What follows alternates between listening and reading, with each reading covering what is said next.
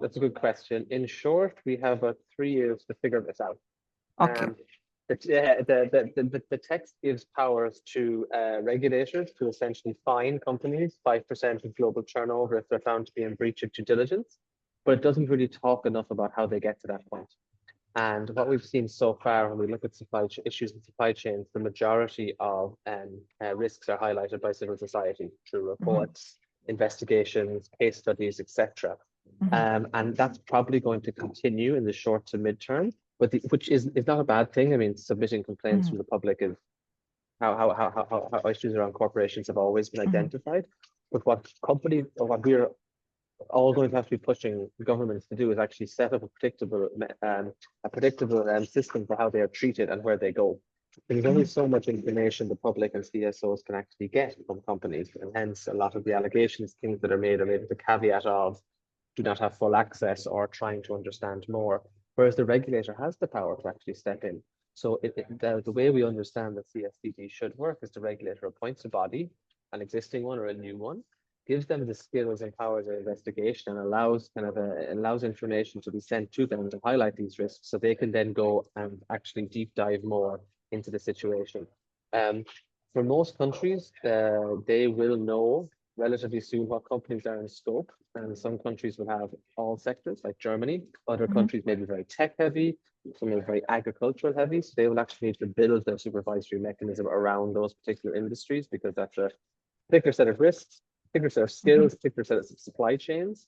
But that will be an issue for regulators to do it in a way that actually is meaningful. They have built them, for example, within a financial system. They investigate financial crime all the time. They also investigate corporate production around products and safety. So it can be done, but it's the first time they're going to actually do this.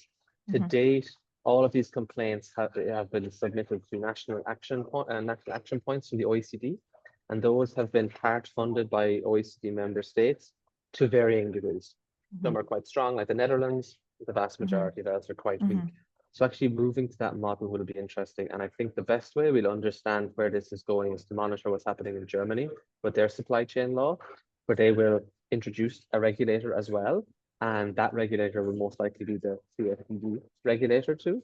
And as they have the initial analysis that they have the largest amount of companies, it'll probably be the best blueprint of how to build the largest system.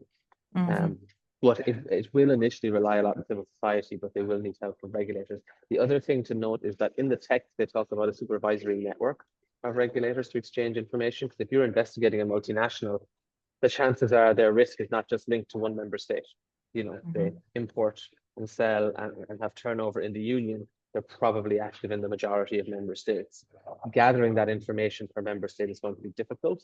This supervisory network is meant to push towards that collaboration, but it is difficult to exchange information across state lines. So our hope is that that will be built up and empowered more by the Commission, and will become an open database, an open place for all sorts of stakeholders. Because actually, to be clear as well, it shouldn't just be CSOs taking and lodging complaints. We've heard from companies that they expect some companies to also be doing it when they see their competitors basically not taking their responsibility seriously and undercutting the market, while they themselves are trying to engage with their supply chain, are spending time and resources. So it should be everybody to come together and input the risks and follow them. But it's going to be something we have to be monitored very, very closely, because the majority of member states don't really have a body that currently fits this role, as far as we understand. They have maybe certain sectors, maybe quasi customer and complaint mechanisms, but not like this.